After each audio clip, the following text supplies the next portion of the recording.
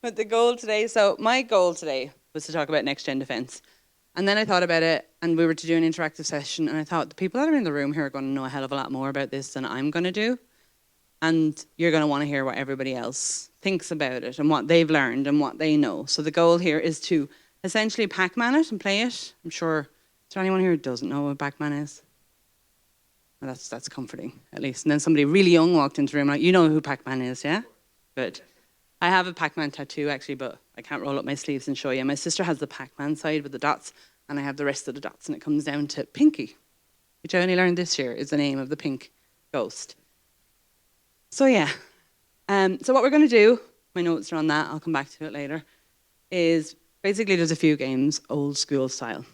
And I'm not going to have anyone running around the rooms, nobody's going to have to be making a show of themselves. But it's really just to get you thinking about what your answer to these questions would be. So let's just make sure that everybody is working first, so everything's out of line, but that's okay, still sort of works. Okay, so just to make sure your hands work, who here has adopted AI, zero trust, or automation into their security strategy already? Hey, people's hands work. Great. That's a start. That's a good start then from there. So we have a couple of different styles. What we're going to do is basically like true or false statements and then hear what your thoughts are around them, why you think they're true or false. We'll have multiple choice, some really interesting, challenging answers, and I upped the scale a bit because some of the questions I had, I was like, these people will do this in their sleep. Let's make it a little bit more difficult. Which maybe it won't be. We'll see. I'll start. Maybe it won't. And then we've complete the sentence and then quick fire round of which I have a good few. So there's a possibility this could all be over in 5 minutes or we could run over time because it's the first time we've got to do it. So let's see how it goes. So we've worked out everyone's hands work. I'm going to start with this statement then. AI-based security systems can fully replace human threat hunters without increasing overall risk. True or false? And who said it first? You, was it? Yeah, so we'll start with you. So, why? Yeah, why would you state it as false?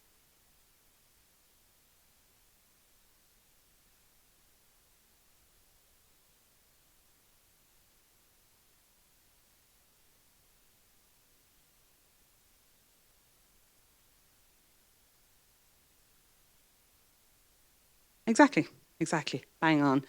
And we hope that it will always be the case there's something that's going to need to be verified by a human, especially if the actual content of that your AI is using or manipulating or answering is going to be used by humans at any point. I don't need my notes, I don't think. So zero trust and AI technology both rely heavily on the quality and integrity of the data that they provide to function optimally. Damien. And why? Validated source. So yeah, like for you. Oh, it's a microphone for I love the way you didn't notice it was this close. me. Yeah, so like it's only every process is only as good as the source data that's going into it. So and that doubles down with AI and the likelihood for what did they used to call them? Sort of where it. Yeah, no, where it made stuff up. Yes. Yeah, you know, so. And it's true as well that even if you look at just the AI side of that, then too, if you don't have the zero trust and you're implementing AI, then you know the two of them have to work hand in hand. You treat your AI like a human that's going to use the system, then you should be deploying zero trust alongside it then too. Cool. Another one then, we've only 3 statements, so we're doing well so far. AI-driven threat detection is more effective against zero-day vulnerabilities than traditional methods. It's a bit of a dirty one, isn't it? Yeah. Who's brave enough to have a... I'm just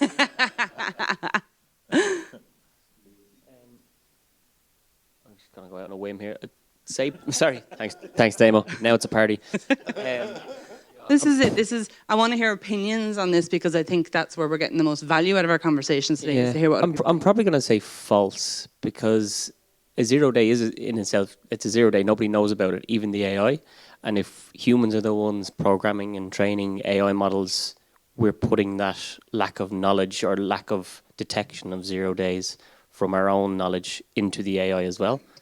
Now, it does depend on the type of 0 day. Obviously, if it's something that triggers very strange behavior that it will pick up on, but 0 days by nature are unknown. So I would say AI is still not going to solve for that. I like that. It's an interesting answer. And it would align with the answer I had before I wrote the question. You are welcome. Anyone else have any thoughts on it? Would AI not be able to,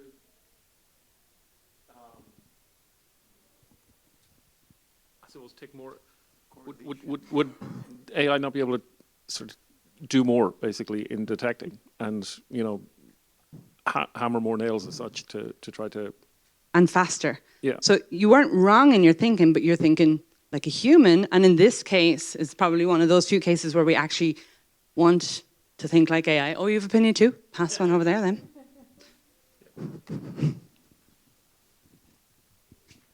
This was an interesting one for me. I went down a rabbit hole on it for a while. Go on. Yeah, so AI will definitely identify zero-day vulnerabilities faster than humans. But what if the AI model itself has a 0 day? Will it identify the 0 day it has? Oh, that was dirty play, that was. So, yeah, that's one of the places I end up. So if we assume that the AI is nice and clean and knows what it's talking about, then technically, yes, it can do a better job than humans on 0 days exclusively, because the nature of 0 days is that they're only just discovered, they're brand spanking new, and AI is a little better than we are at identifying patterns and behavior and changes in those, you were saying as well.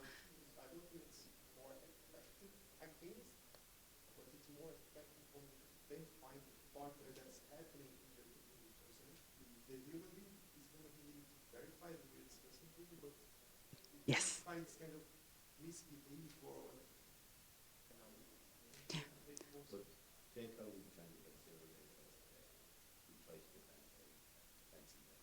Yeah.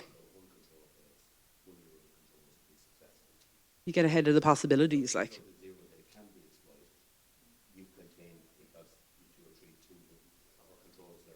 Yeah.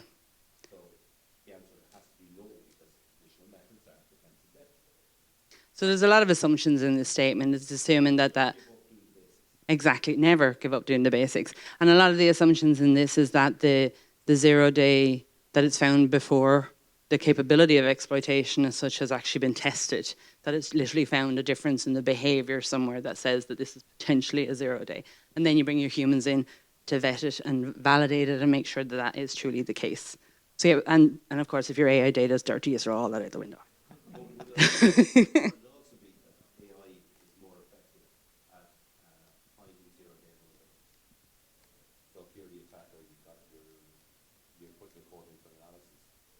Oh, in your code, yeah. Yeah. Find the flaws, like. Yeah, absolutely. Yeah, and if it's in your data and something that you're coding, then it shouldn't be out in public remit yet, so you are truly finding a 0 day in that sense. And it's going to get better at it the more you train it and the better you prompt it, as we've learned already earlier today.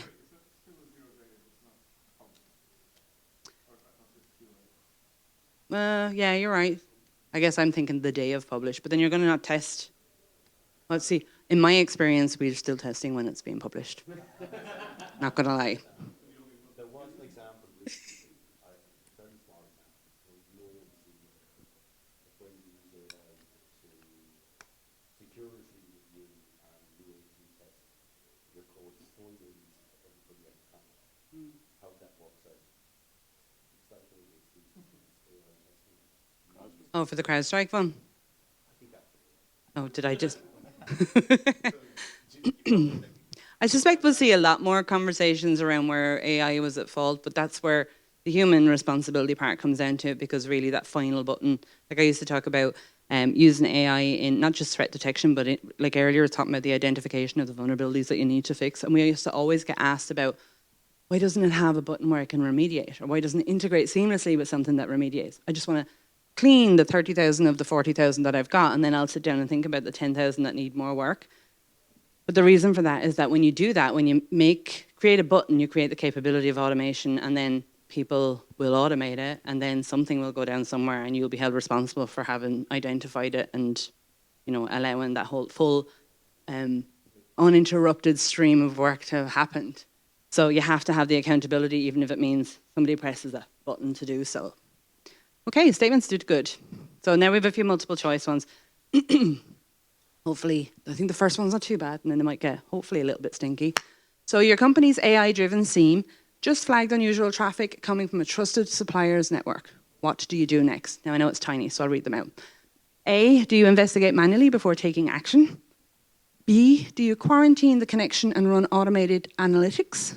C, do you assume it's a false positive and ignore it? Or D, do you play golf? Oh, we have a few different ones. So why do you think A? There's a microphone in back there. Go ahead and take it. Just to go with trust but verify. So even in a normal SOC operations, what you get from an SIEM is flagged and it's analyzed before any action would be recommended.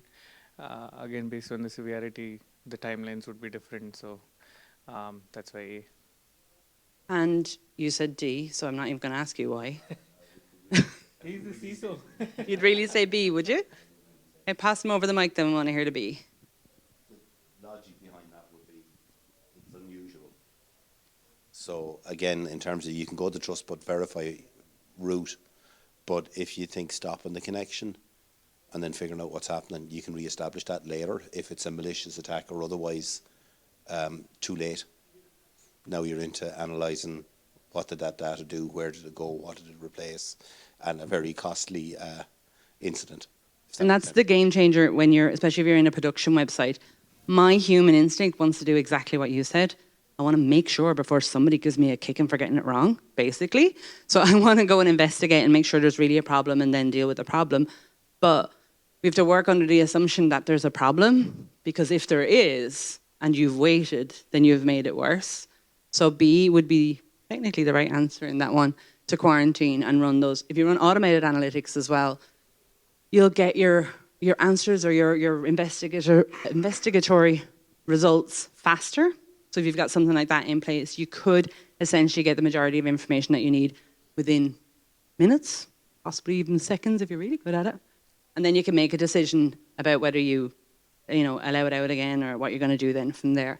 Whereas under the investigation side, it could take you minutes, hours, days. And in the meantime, this could be getting worse then from there. It's a good call. So one thing I will add here, I think it Yeah. depends on A and B both. If it is endpoint device, True. you can go for A. But if it is, for example, your servers, you won't take that chance. Exactly. Because false positive, you're screwed. And that's where the business impact comes into it. And It depends. yeah, and if you're running QA and you're doing all this on a test site, then absolutely you can just take your time and investigate it and figure out what's going on. If you're on a production site, depending on how much millions it's costing you to be down for how many minutes or hours at the time. But if you're running an office site where you can actually, you've got an agent maybe on the host, or you can disconnect somebody from the network and run things locally while you check stuff out and let everybody else carry on doing the do. Yeah, those decisions would be impacted. I'd say a combo of the two, yes. I think the assumptions made under that statement is that you're talking about big scale of production where there's going to be an impact on cost. Okay. I'll definitely read this one out for the blind. I might have to stand closer myself for this one. So your SOC is overwhelmed with a high volume of alerts and regulatory compliance is tightening, requiring faster incident reporting and remediation. You must decide where to focus automation efforts to ensure regulatory compliance and maintain operational efficiency. We're all well familiar with all of those terms, all while managing budget constraints. So, do you A, automate alert triage to reduce noise and allow SOC analysts to focus on more significant threats? Do you B, automate compliance reporting workflows to ensure you meet strict deadlines and avoid regulatory penalties? Do you C, automate high-risk incident response, such as ransomware, to ensure rapid containment and reduce potential damage? Or D, ask ChatGPT what to do? So which would you do? We'll take someone over here this time. You're very quiet. You sort of spoke. So what would you do? It's a long one, isn't it? So, yeah, regulatory compliance is key. It's taken over the world as such for you. And you have to decide where you're going to focus your automation efforts. Is it going to be on reporting? Is it on alerting? Is it on incident response? Or do you just ask ChatGPT? That's the short version of it, isn't it? So my experience has been that if you automate the response to known attacks, does that make sense? So it's something that's, this happens, reset sessions, reset the password, person would log in again, light goes on, but you've reset the password, you've reset sessions. But for stuff that you know, it's really good. And that's one way of cutting out the noise. And hopefully you free enough time then for the unusual alerting. Does that make sense? It does. But at the same time, there's still a fear in that maybe that's not the optimum way of doing things. And I think some of this is relevant to where we are right now with AI technology too. So I feel like you disagree. Well, I just remember trialing a tool that was supposed to contain ransomware stuff. But God, the configuration was just going to take so long. That just hit me in the stomach there. And you thought, and you'll automate that. I'm going, oh dear God. The trauma's real. Yeah, we're back to, I just shut down half the bloody company, you know. Why did you do that, Jane? Oh, well, you know, my little bot did. That's a great name. Press release says it was AI. Like My Little Pony. So does anyone else have an opinion before? So technically, the best solution would be B in this case, to automate the compliance reporting. So like you said earlier, Owen, let's have it do all the grunt work and get all of the boring stuff done so that the humans can focus on the things that are a little bit more involved. And that's why we made the comment earlier about if you think about where AI is right now. Because maybe in 6 months, a year, 6 years, however long, we will be comfortable enough trusting AI to do the automation of the incident response. But currently, we want to make sure that we're vetting that with humans at a bigger level now than we will be in the future. And when it comes to the alert triage as well, we still want to have humans involved to make sure that what it's telling us is actually important to us and our business. Whereas when it comes to the compliance reporting, you're going to get people check it. But if you're in an all hands on deck situation where something is going down and you can just get rid of all of that grunt work somewhere else and get everybody involved in what's actually happened, it makes sense. So I specifically go as of today's AI. We all know that can change fast. Is that fair enough? Yep. I'm learning loads from you. I'll steal it all for the next time. Okay, another one. We only have 3 multiple choice, so you don't have to read tiny stuff for long. So your AI-driven SIEM detects anomalous activity. This suggests a potential insider threat just before a critical product launch. Hopefully you've never felt that before. The AI recommends immediate action which will delay the launch and cause a ripple effect on revenue projections. However, ignoring the alert could lead to several data breaches. Do you A, delay the launch and investigate manually, ensuring there's no compromise? Do you B, trust the AI, initiate an automated investigation with containment protocols and proceed with the launch as planned? Do you C, ignore the AI recommendation, focus on the product launch and monitor the anomaly without immediate action? Or D, offer to cover the revenue loss personally? We talked about that one too. We did actually, yeah. Who was that? Yeah, go for it. Yeah, so if you do not have business, what are you going to protect? Fair. That was a really short and fair point. True. Anyone, any other thoughts on it? I'll go back to the business project for this one. Yeah. I remember all the delays on that project, and eventually they had to go in respect of yet the product wasn't fit for human consumption at that stage. Does that make poor testing and things like that? It does. Are you caught with you're about to launch a product that's going to open your entire environment, and you got to kind of at least analyze slightly what are the impacts quickly, and then make your call. True. So I am actually looking up the answer to this one because I couldn't remember what it was. Because I was looking at it going, I know I would do A. That would be my instinctive response. But according to my sources, B is the way to do it. Anyone want to argue further on that? I know. Just what we were saying all the way along, don't trust them now. No. I wish. That would make perfect sense then, wouldn't it? But I think as far as I'm concerned, when we're having the conversations here, if it doesn't agree with the findings that I have, that doesn't make my findings right. You're doing it in practice, and that's the goal of sharing the information and having the conversation here is understanding how everybody else would address it, and the saying that you're going, oh my God, I feel the pain, I've got this trauma from when we faced this before, or, you know, I've worked with the product teams and you're just about to release something and we're testing it as it's going out the door and then find problems and you pull it back. So we like to think that those things don't happen in real life, but, well, everyone outside of this room likes to think these things don't happen in real life, and we know that they really do. So I too would probably argue that B is not the right answer, but AI wants us to think it is. There may be another clue in the question there. You're talking about an insider threat as opposed to True. something that has exposure to all the attackers on the internet. Yes, yeah. But the insider threat could be putting the back door in the system. Hence, yes. Well, you don't know. Isolate the insider. They've got cages especially for that. So next up now we have a complete the sentence. So all we're going to do in this is guess the word that goes in the sentence, and then I want to hear people's thoughts about the statement itself and what you think. Okay? So AI in cybersecurity should operate with minimal what intervention to fully maximize its potential? Nope, not manual. Yes, human. So AI in cybersecurity should operate with minimal human intervention to fully maximize its potential. What are your thoughts on that? And why? Oh, you have the mic right beside you. It's as if it was meant for you. It just comes back to the trust but verify. I think the human element is going to be very important if we're to get along with AI going forward and develop more trust in it. True. And I think you can leave your AI and maximize its technical potential, just let it run.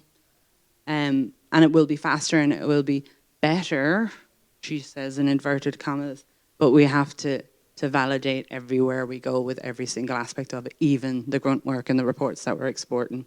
Because I'm sure you've all pulled something out of ChatGPT where it's just made stuff up, even when you tell it to use references and such. And it makes the references up. Yes, exactly. Okay, so zero trust is essential for any organization, but blank systems make it impractical for many businesses. Yes, you're good at this, Jane.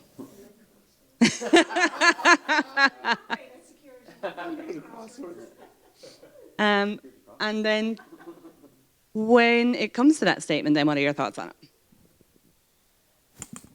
Oh, I'm living this pain as well. Right, legacy. So, yeah, look, it's never straightforward. It's always bespoke. It's always old style. I would imagine zero trust.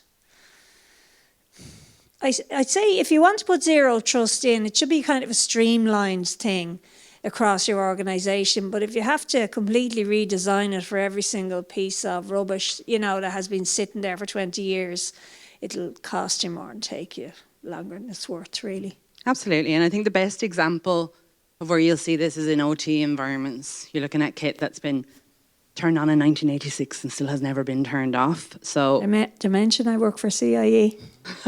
Told you, feeling the pain. Yeah. Makes sense now, makes sense. But that's just it. Yes, they've either died or left the company at this point, like depending on how old it is. I still think that 1980 anything is 20 years ago, so don't tell me any different or I might cry. Stop. No, that was saying the millennium when we went into the 2000s, like that's going to be 25 years ago next year. Nice bonuses, do you remember that? Yes, yes. Oh, the trauma is real.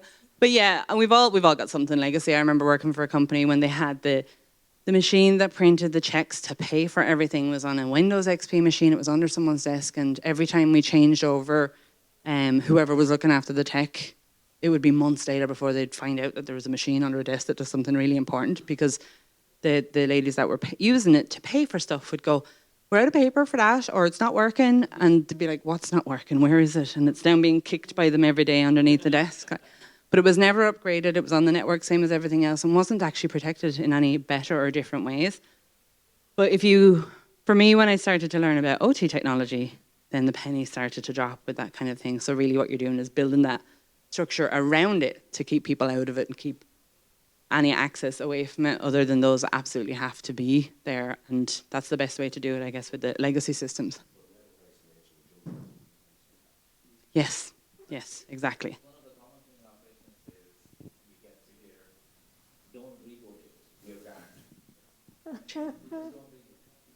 There's a lot of fear around that. I've often stood in a server room in the freezing cold, waiting like that, hoping something is going to come back up because it hasn't been turned off for years. Like. And then when it doesn't, not knowing who to call.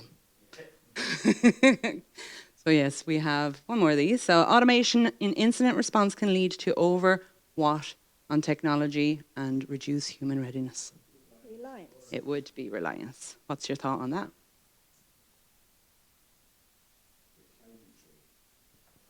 Can we?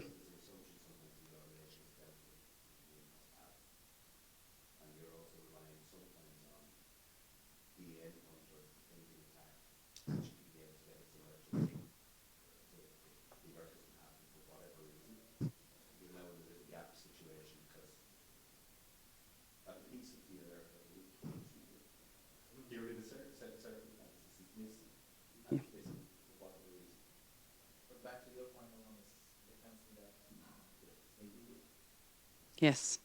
And there's a phrase, I don't know if it's from like an old Mel Gibson movie or something, it's like assumption is the mother of all F-ups. And I think about that and yes, yes. So like we kind of talked about earlier, like it is going to be fantastic to have it and to be able to identify incidents and be able to essentially remediate incidents. But we need to have the humans, as always, validating it and making sure that we've got it. And one thing that we're at risk of that we talked about at dinner on Monday night was the next generation, because we've got to blame them for everything, right? Blame them in advance. The next generation, are they going to just blindly trust it? Or are they going to question it? So one of the things that came up for us in that conversation was, do people still want to know what happens behind the scenes and what happens at the roots of all these technologies and how it all works? Is there no hunger for that anymore? And then if we're relying on things like that and something goes wrong, are they going to understand why or what did it or how to do it manually if they have to do it manually? And I think opinions are a little bit divided on that sense. Looking at my kids when they want to bypass something they shouldn't on like my network at home, they're pretty inventive for people that are not technical, really inventive. But, you know, so I think that when they need to or want to understand this stuff, there's a hunger there for it and they'll do it. What's that expression?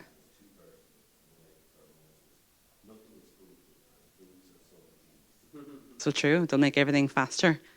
And they say that the lazy person is the one to ask to when you're automating and doing things, because they'll find the fastest possible way of doing it so they can spend less time actually working. And we have a couple of quick fire ones. How are we for time? Done. Okay. So I'll save the quick fire ones. But what I can do if you're curious about them is, if you want the slides, I can send them out to you. There's about 10 little statements and questions after it, just if you're curious. But thank you so much for participating. Cheers.